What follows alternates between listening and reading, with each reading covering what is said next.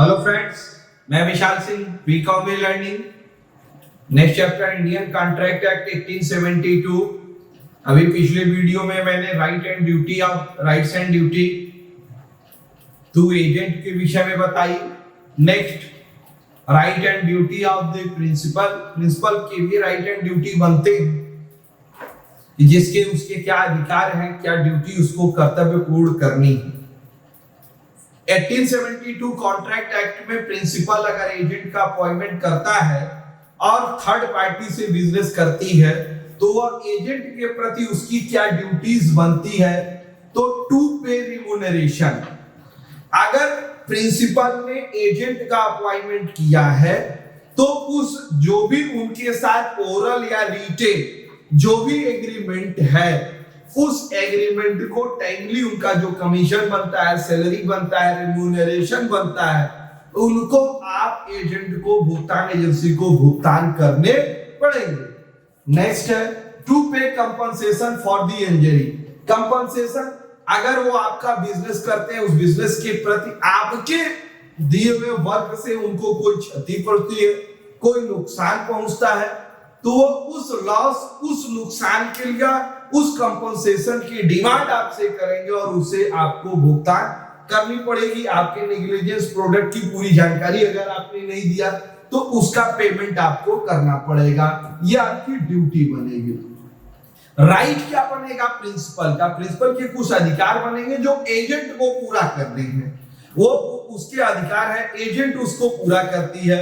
अब उसके लिए राइट्स आपके बनेंगे to follow the direction of the principal. आपने जो रूल रेगुलेशन बनाए हैं बिजनेस करने के लिए, अपनी गुडविल के लिए, सेल का क्या कंडीशन होगा, उसमें हमारी जो भी क्लेम होंगे उसके टाइमली दें, गुडविल को बनाए रखे, बिजनेस को बनाए रखे। ये कॉन्ट्रैक्ट एक्ट है, तो मार्केट में एक अच्छे बिलीफ के साथ व्यवसाय किया जाए, तो उस व्यवसाय करने में हमारे सारे दिए गए डायरेक्शन का एजेंट पालन करे।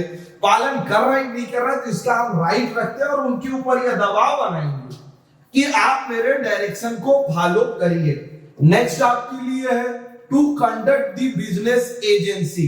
आपने जो भी एजेंसी के थ्रू एजेंट को अलॉट किया है तो bound carrying the business agency भी स्किल ऑफ द प्रोसेस, उन्हें प्रॉपर ढंग से हमेशा आवश्यकता पड़ने पर, मार्केट की डिमांड बढ़ने पर उस प्रोडक्ट के संबंध में आपको हमेशा ट्रेनिंग देनी पड़ेगी, वेलफिट बनाना पड़ेगा कि जिससे वो बिजनेस के पूरी लायबिलिटीज को बनाए रखे।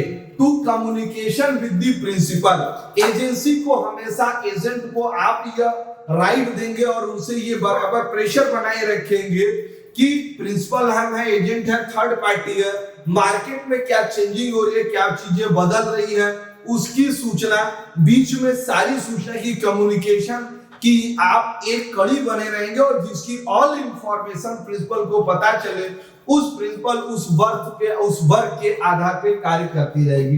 To render a account of the demanded, वह एक प्रिंसिपल यह हमेशा चाहेगा कि मेरे जो अकाउंट्स बने वो ईमानदारी से बने, उसमें किसी भी प्रकार का कोई फ्रॉड ना हो और बेटर अमाउंट हमें, बेटर अकाउंट की लायबिलिटी हमें प्राप्त हो। Claim benefit of the receipt, हमने जो प्रोडक्ट्स आपको दिए हैं उस प्रोडक्ट्स को कोई क्लेम, अगर आपको जैसे इंश्योरेंस में एक्स्ट्रा पैसा प्राप्त हुई या कोई प्रोडक्ट की इंक्रीजिंग से कोई प्राप्त एजेंट को हुआ है, एक्स्ट्रा प्रॉफिट हो, तो इस एक्स्ट्रा प्रॉफिट को भी राइट रखता है कि प्रिंसिपल को भी प्राप्त होनी चाहिए। आज आपने इंडियन कॉन्ट्रैक्ट एक्ट 1872 में आपने पूरी कॉन्ट्रैक्ट को देखा, जिसमें rights and duty of the principal, rights में देखी आपकी उसके ड्यूटी देखे, टू पे ऑफ द, उसके वर्क के संबंध में रिम्यूनरेशन आपको देनी पड़ेगी।